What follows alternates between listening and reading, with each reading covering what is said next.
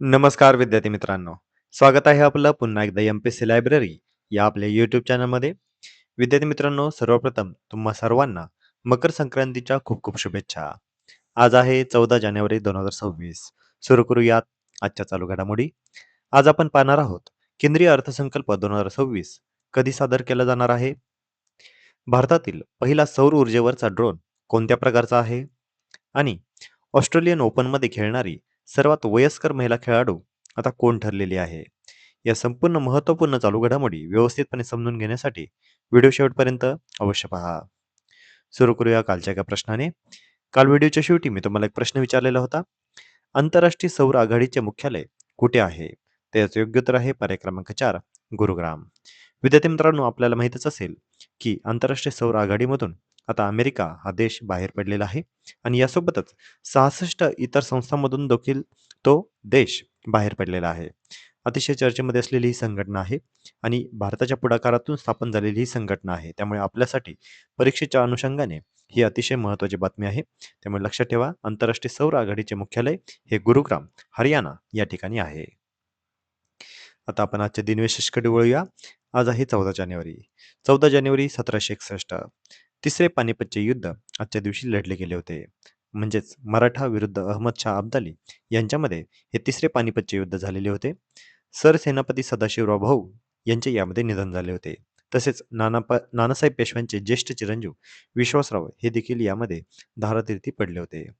पहिले पानिपतचे युद्ध हे 1526 मध्ये बाबर विरुद्ध इब्राहिम लोदी यांच्यामध्ये झाले होते. तर दुसरे पानिपतचे युद्ध हे 1556 मध्ये अकबर विरुद्ध हेमू यांमध्ये झाले होते. तर तिसरे पानिपतचे युद्ध हे मराठा विरुद्ध अहमदशाह अब्दाली यांच्यामध्ये झालेले होते. 14 जानेवारी 1948 लोकसत्ता हे मराठी वृत्तपत्र आजच्या दिवशी सुरू झालेले होते. 14 जानेवारी 1994 मराठवाडा विद्यापीठाचा डॉक्टर बाबासाहेब आंबेडकर मराठवाडा विद्यापीठ असा नामविस्तार करण्यात आला.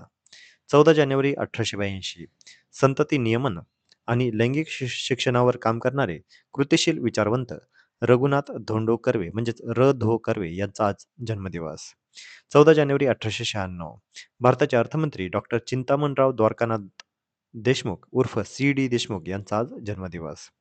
14 जानेवारी 1742 धूमकेतूसाठी प्रसिद्ध असलेले ब्रिटिश अंतरिक्ष शास्त्रज्ञ एडमंड हेले यांच्या आजच्या दिवशी निधन. तर विद्यार्थी मित्रांनो, अतिशय महत्त्वाचे दिनविशेष होते. आता आपण आजच्या चालू घडामोडींना प्रश्नोत्तराच्या स्वरूपामध्ये पाहण्यास सुरुवात करूया. प्रश्न क्रमांक पहिला. केंद्रीय अर्थसंकल्प 2026 कधी सादर केला जाणार आहे? तर यासाठीचे पर्याय आहेत पर्याय क्रमांक 1 31 जानेवारी, पर्याय क्रमांक 2 1 फेब्रुवारी, पर्याय क्रमांक 3 2 फेब्रुवारी, तर पर्याय क्रमांक 4 3 फेब्रुवारी. तर या प्रश्नाचे योग्य उत्तर आहे पर्याय क्रमांक 2 1 फेब्रुवारी. तर आता संसदेचे अर्थसंकल्पीय अधिवेशन याची नुकतीच घोषणा झालेली आहे. आता ही अधिवेशनाची सुरुवात ही 28 जानेवारी या दिवशी करण्यात येईल. राष्ट्रपती द्रौपदी मुर्मू यांच्या संयुक्त अधिवेशनाला अभिभाषण 28 जानेवारीला होणार आहे. 29 जानेवारीला बीटिंग रिट्रीट समारंभामुळे दोन्ही सभागृहांची बैठक होणार नाही. आर्थिक सर्वेक्षण सादर हे 30 जानेवारीला होण्याची शक्यता आहे. तर 31 जानेवारीला लोकसभा व राज्यसभेची बैठक होणार नाही. तर 1 फेब्रुवारी रविवारी केंद्रीय अर्थसंकल्प हा सादर केला जाईल. अर्थसंकल्प व राष्ट्रपती अभिभाषणावर चर्चा झाल्यानंतर 13 फेब्रुवारीपासून संसद तहकूब होईल. सुमारे 1 महिन्याची सुट्टी असणार आहे आणि त्यानंतर 9 मार्चला पुढील अधिवेशन सुरू होईल आणि 2 एप्रिलला अधिवेशनाचा समारोप होईल. विद्यार्थी मित्रांनो, आपल्याला अर्थव्यवस्था या घटकामध्ये अशा पद्धतीचे फॅक्च्युअल फॅक्ट्स विचारण्यात येतात की अर्थसंकल्प कधी सादर केला जातो किंवा आर्थिक सर्वेक्षण कधी सादर केले जाते. आणि आपल्याला माहितीच आहे की आर्थिक सर्वेक्षणावर आधारित खूप सारे प्रश्न आपल्याला परीक्षेमध्ये विचारण्यात येतात. त्यामुळे लक्षात घ्या, ह्या काही सिंपल फॅक्ट्स आहेत जे आपल्याला माहिती असणं गरजेचं आहे. संसदेचे अर्थसंकल्पीय अधिवेशन आता सुरू होणार आहे आणि 1 फेब्रुवारी या दिवशी केंद्रीय अर्थसंकल्प दरवर्षी सादर केला जातो आणि यावर्षी देखील तो सादर केला जाणार आहे. प्रश्न पुढचा. भारतातील पहिला सौर ऊर्जेवर चालणारा ड्रोन कोणत्या प्रकारचा आहे? तर यासाठीचे पर्याय आहेत पर्याय क्रमांक 1 लढाऊ ड्रोन, पर्याय क्रमांक 2 बॉम्ब ड्रोन, पर्याय क्रमांक 3 निगराणी ड्रोन आणि पर्याय क्रमांक 4 कार्गो ड्रोन. तर या प्रश्नाचे योग्य उत्तर आहे पर्याय क्रमांक 3 निगराणी ड्रोन.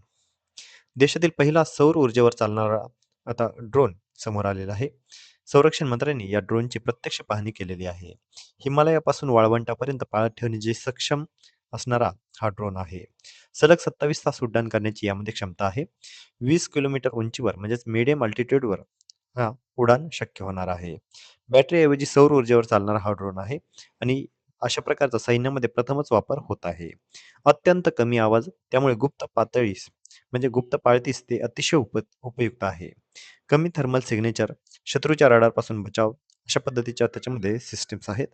शत्रूला चुकून दीर्घकाळ उड्डाण करण्यासाठी तो सक्षम असणार आहे. संरक्षण मंत्रालयाने 168 कोटी रुपयांची खरेदी ऑर्डर त्यासाठी दिलेली आहे. बेंगळुरू स्थित स्टार्टअपकडून या ड्रोनची निर्मिती करण्यात आलेली आहे. त्यामुळे लक्षात घ्या देशातील पहिला सौर ऊर्जेवर चालणारा ड्रोन आता नुकताच समोर आलेला आहे आणि हा आता सैन्यामध्ये देखील प्रथमच आता समाविष्ट करण्यात आलेला आहे आणि प्रत्यक्षात हा फक्त टेहळणीसाठी हा ड्रोन तयार केला गेलेला आहे. पुढचा प्रश्न. जगातील पहिली आंतरराष्ट्रीय रिमोट रोबोटिक शस्त्रक्रिया कुठे झाली? तर यासाठीचे पर्याय आहेत. पर्याय क्रमांक 1 एम्स दिल्ली, पर्याय क्रमांक 2 अपोलो हॉस्पिटल, पर्याय क्रमांक 3 टाटा मेमोरियल आणि पर्याय क्रमांक 4 कोकिलाबेन हॉस्पिटल. तर या प्रश्नाचे योग्य उत्तर आहे पर्याय क्रमांक 4 कोकिलाबेन हॉस्पिटल. तर वैद्यकीय क्षेत्रातील आता एक ऐतिहासिक यश समोर आलेले आहे. मुंबईमधील कोकिलाबेन धीरूभाई अंबानी हॉस्पिटलचा आता जागतिक विक्रम आज झालेला आहे. जगातील पहिली आंतरराष्ट्रीय रिमोट रोबोटिक शस्त्रक्रिया ही यशस्वी झालेली आहे. 5,000 किलोमीटर अंतरावरून ही शस्त्रक्रिया पार पडली. रुग्ण हा मुंबईमध्ये होता, तर सर्जन हे मात्र शांघाय, चीन येथून ऑपरेशन करत होते. शस्त्रक्रिया करणारे सर्जन होते डॉक्टर टी बी योराजा. 2 गुंतागुंतीच्या युरोलॉजिकल शस्त्रक्रिया याद्वारे यशस्वी झालेल्या आहेत. कोणत्या 2 यशस्वी शस्त्रक्रिया होत्या?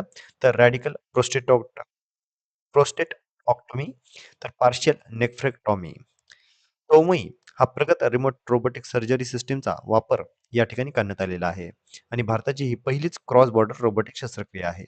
लक्षात घ्या कोणता रोबोट मार्फत ही शस्त्रक्रिया पार पडली आहे अशा पद्धतीचा पण प्रश्न विचारण्यात येऊ शकतो किंवा कोणत्या हॉस्पिटलमध्ये ही शस्त्रक्रिया पार पडलेली आहे असा देखील प्रश्न आपल्याला विचारण्यात येऊ शकतो.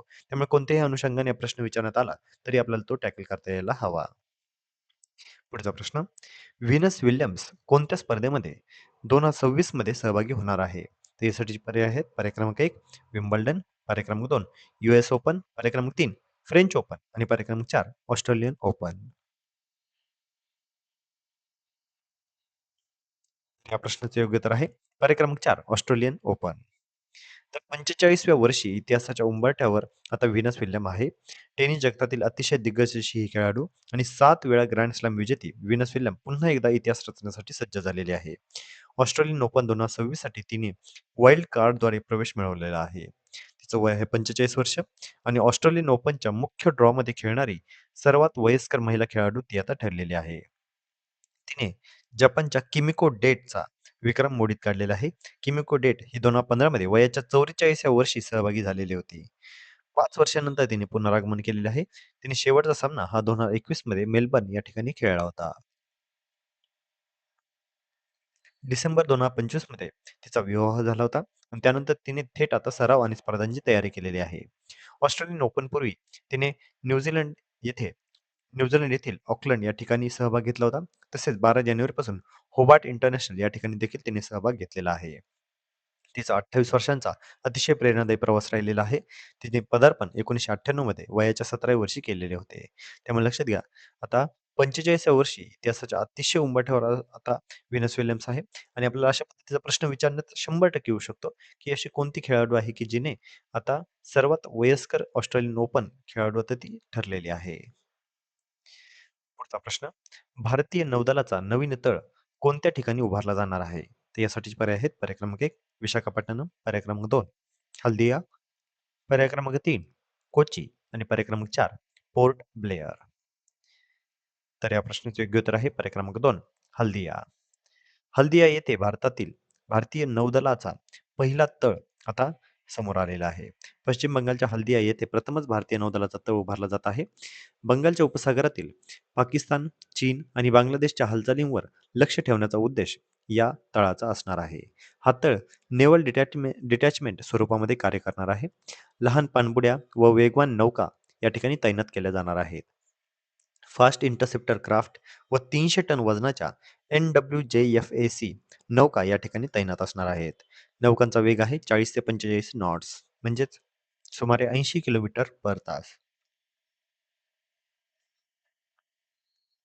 यामध्ये 91 तोफा व नागास्त्र सारख्या लॉइटरिंग म्युनिशन्स प्रणालीने या सुसज्ज असणार आहेत. टेहळणी, त्वरित कारवाई व सागरी मोहिमांसाठी हा तळ अतिशय उपयुक्त असणार आहे. आता हल्दिया याचीच निवड का करण्यात आली? कारण सागरी घुसखोरी व बेकायदेशीर सागरी वाहतूक रोखण्यासाठी हे महत्त्वाचे स्थान आहे. चीनची हिंदी महासागरातील वाढती नौदल उपस्थिती आणि बांगलादेश-चीन संरक्षण सहकार्याची पार्श्वभूमी पाहता हल्दियाची निवड करणं क्रमप्राप्त होतं. हल्दिया डॉक कॉम्प्लेक्सचा प्रारंभी वापर हा करण्यात आलेला होता आणि कमी पायाभूत सुविधांमध्ये हा तळ लवकरच कार्यान्वित होणार आहे. कोलकातापासून सुमारे 100 किलोमीटर अंतरावर हा तळ आहे आणि बंगालच्या उपसागराशी याचा थेट संपर्क आहे आणि हुगळी नदीमार्गे होणारा वेळेचा अपव्यय देखील आता इथे वाचणार आहे. त्यामुळे लक्षात घ्या, भारतीय नौदलाचा आता पहिलाच तळ बंगालच्या उपसागरामध्ये कुठे असणार आहे? तर तो असणार आहे हल्दिया या ठिकाणी. तर मित्रांनो, अतिशय महत्त्वाच्या आजच्या चालू घडामोडी होत्या. आजच्या महत्त्वपूर्ण चालू घडामोडी आधारित मी आता एक प्रश्न विचारणार आहे, ज्याचं उत्तर तुम्ही सर्वांनी आता कमेंटमध्ये द्यायचं आहे. प्रश्न आहे, ऑस्ट्रेलियन ओपनच्या मुख्य ड्रॉमध्ये खेळणारी सर्वात वयस्कर महिला खेळाडू कोण आहे? तर यासाठीचे पर्याय आहेत: पर्याय क्रमांक 1 सेरेना विल्यम्स, पर्याय क्रमांक 2 किमिको डेट, पर्याय क्रमांक 3 व्हिनस विल्यम्स आणि पर्याय क्रमांक 4 मार्टिना नवरातिलोव्हा. तर या प्रश्नाचं योग्य उत्तर तुम्ही सर्वांनी आता कमेंटमध्ये द्यायचं आहे. जे कोणीही विद्यार्थी या प्रश्नाचं योग्य उत्तर कमेंटमध्ये देतील, त्याच्या कमेंटला नक्कीच लाईक देखील देण्यात येईल. तर विद्यार्थी मित्रांनो, या होत्या आजच्या चालू घडामोडी. तर अशाच अधिकाधिक इन्फॉर्मेटिव्ह कंटेंटसाठी आपली एम-पी-सी लायब्ररी या यूट्यूब चॅनलला सबस्क्राईब करायला अजिबात विसरू नका. धन्यवाद.